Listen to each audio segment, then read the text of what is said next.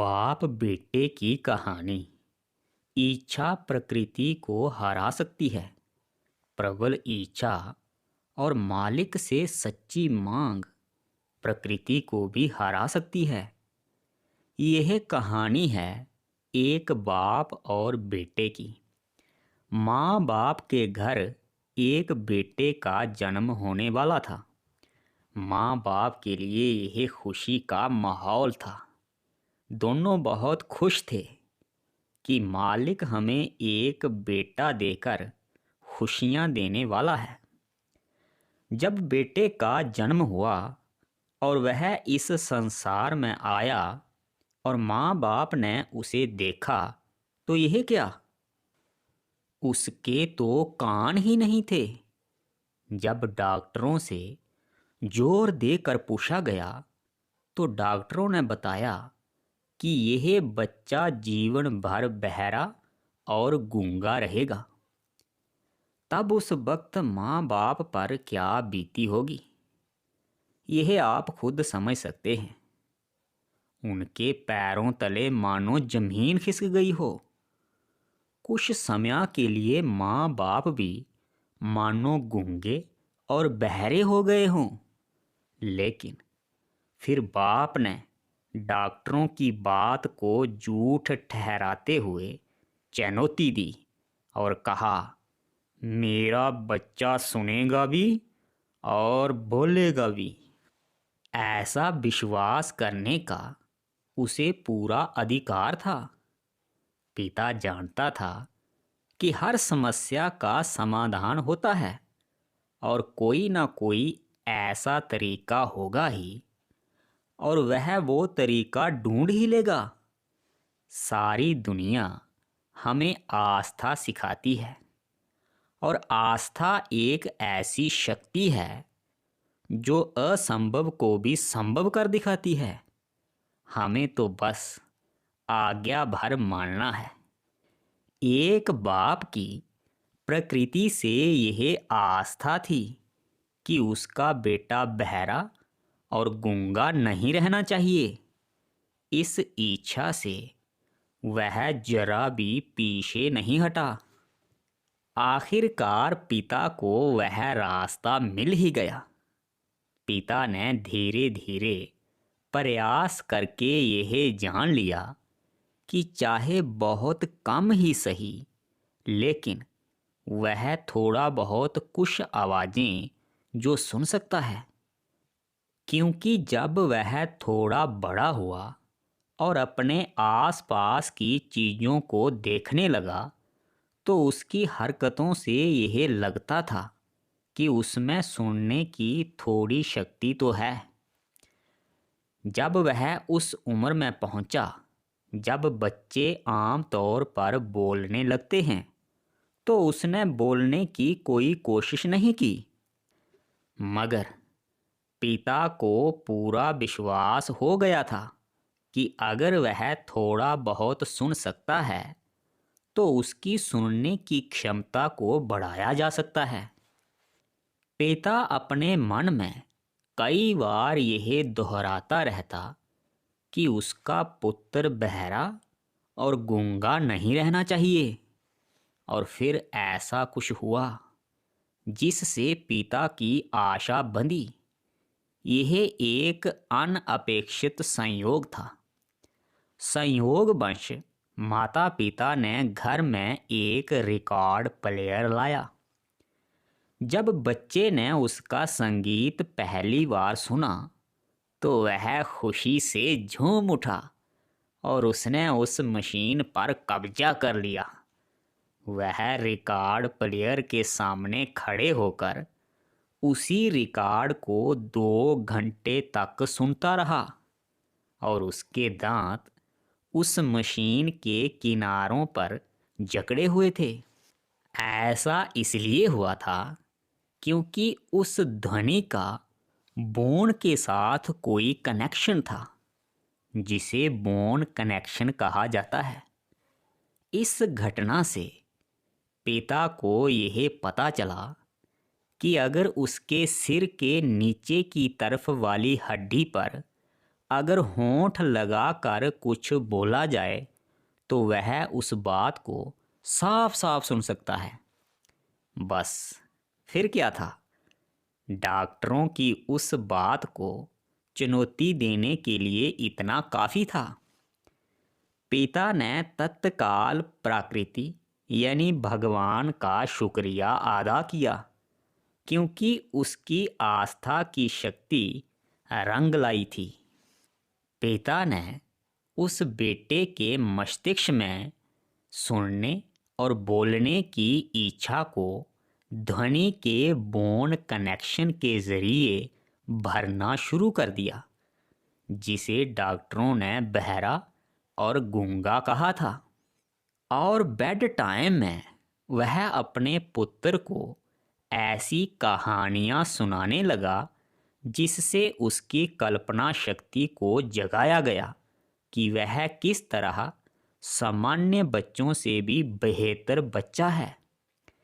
खासकर पिता ने एक मनघटत कहानी पर ज़्यादा जोर दिया, जिसे वे वार वार नए और नाटकीय अंदाज में बदल बदल कर सुनाते रहे, जिससे वह उसके मस्तिष्क में यह बीज बोते रहे कि नॉर्मल आवाज़ को ना सुन पाने वाली उनकी यह स्थिति दुर्भाग्य नहीं, बल्कि एक छुपा हुआ बहुमूल्य सौभाग्य है। और एक दिन वह नॉर्मल ध्वनि को नॉर्मल तरीके से ज़रूर सुनेगा। फिर एक दिन बच्चे ने कुछ ऐसा कर दिखाया जिससे यह साबित हो गया कि सच में उसका यह दुर्भाग्य सौभाग्य में बदल सकता है। पिता ने उस बहरे बेटे के दिमाग में यह विचार भी बैठा दिया था कि वह अपने बड़े भाई से ज़्यादा लाभप्रद स्थिति में है और उसे कई तरीकों से लाभ मिलेगा। उदाहरण के तौर पर स्कूल में टीचर जब देखेंगे कि उसके कान नहीं हैं तो वे उसकी तरफ अधिक ध्यान देंगे और उसके साथ दयालुता से पेश आएंगे। और सचमुच टीचर्स ने ऐसा ही किया। पिता ने उसके दिमाग में यह विचार भी बैठाया था कि किस तरह वह अपने बड़े भाई से बेहतर है, और जब वह अपने बड़े भाई जैसे बड़ा होकर अखबार बेचने जाएगा तो उसे अपने भाई की तुलना में अधिक लाभ होगा, क्योंकि लोग उसके सामान के अधिक पैसे देंगे।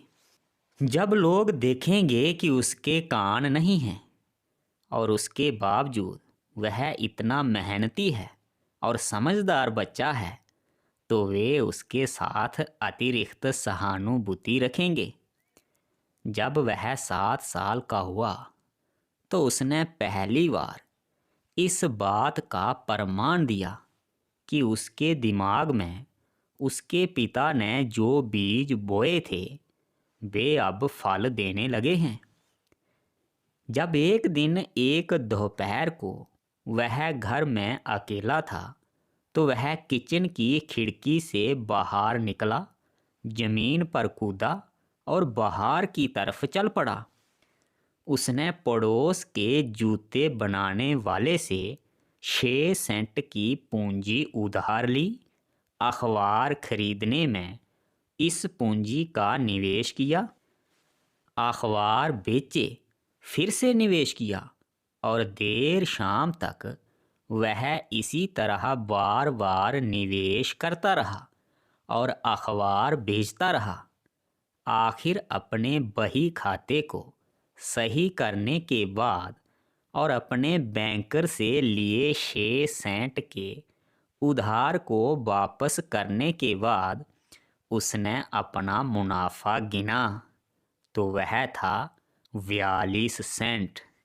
जब इस बेटे के माँ बाप घर लौटे तो उन्होंने देखा कि वह अपने बिस्तर पर गहरी नींद सो रहा था और 42 सेंट उसकी मुट्ठी में जकड़े हुए थे।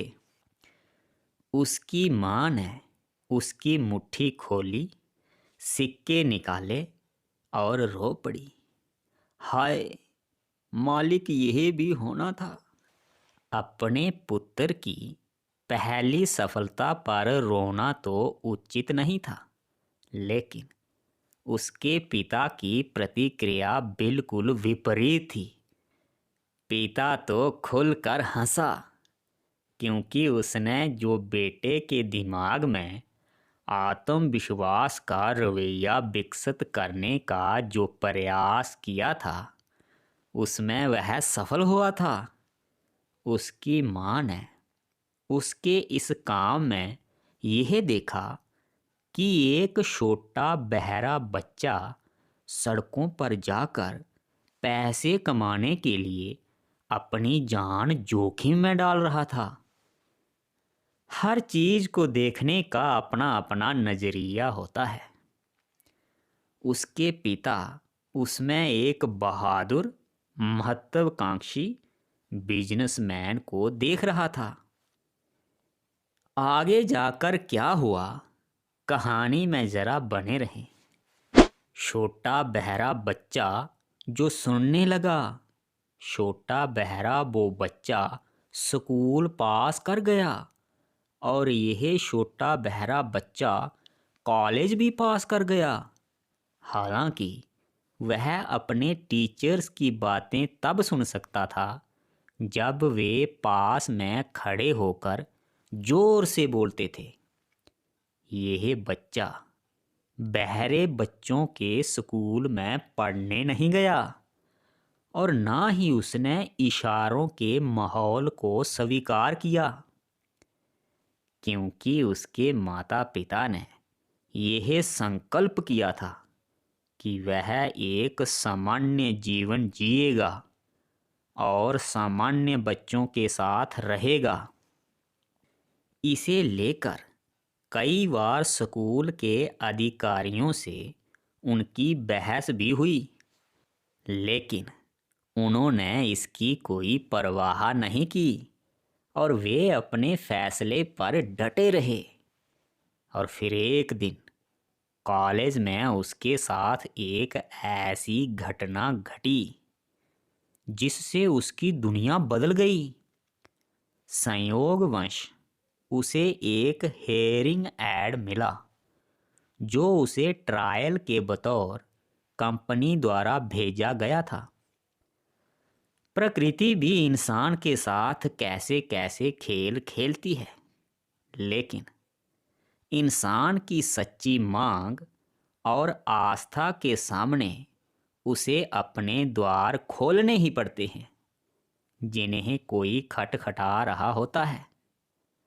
हेयरिंग ऐड के मामले में वह पहली बार निराश हो गया था, लेकिन इस बार उसने इस जंतर को उठाया और लापरवाही से अपने सिर पर जमा लिया। बैटरी को चालू किया, लेकिन यह क्या, वह तो ऐसे जादू के एक झटके से सुनने लगा। वह बीज जो बचपन में उसके पिता ने बोया था कि उसका बेटा बहरा और गूंगा नहीं रहना चाहिए, अब यह सपना सच हो गया था कि वह एक आम लोगों की तरह रहेगा। उसकी खुशी का कोई ठिकाना नहीं था, क्योंकि पहली बार वह इतनी स्पष्टता से सुन पा रहा था जिस तरह आम लोग सुनते हैं। अपनी खुशी का इजहार करने के लिए उसने अपनी माँ से फ़ोन पर बात की और उसे माँ की आवाज़ अब साफ सुनाई दे रही थी। और इस तरह से अब वह बिना वादा के हर किसी से बातचीत कर सकता था और किसी की बात सुनने के लिए अब उसके सामने किसी को चिल्लाना नहीं पड़ता था। सच में उसकी दुनिया बदल चुकी थी।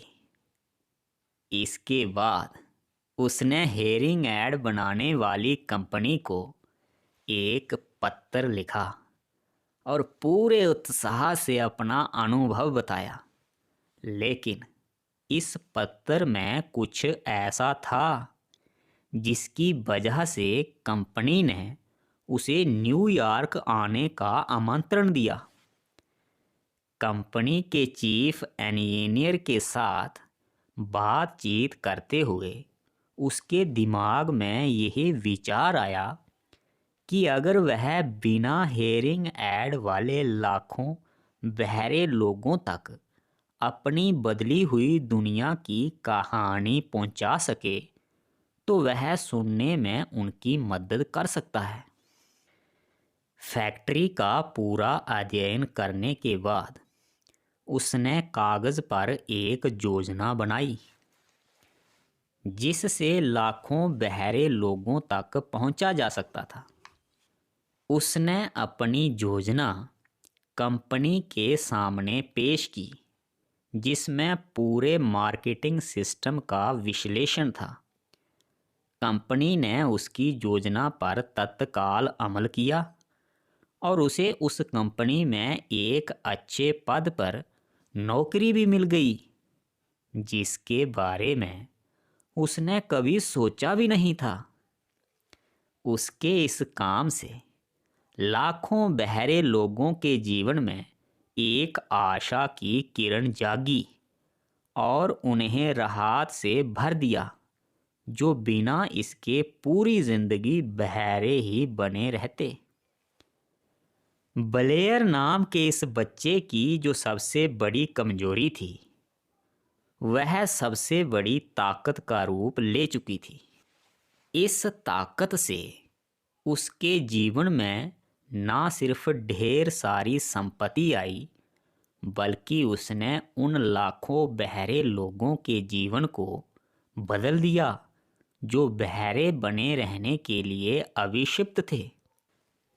ऐसा कभी नहीं होता अगर ब्लेयर के माता पिता ने उसके मस्तिष्क को उस तरह के सांचे में नहीं डाला होता।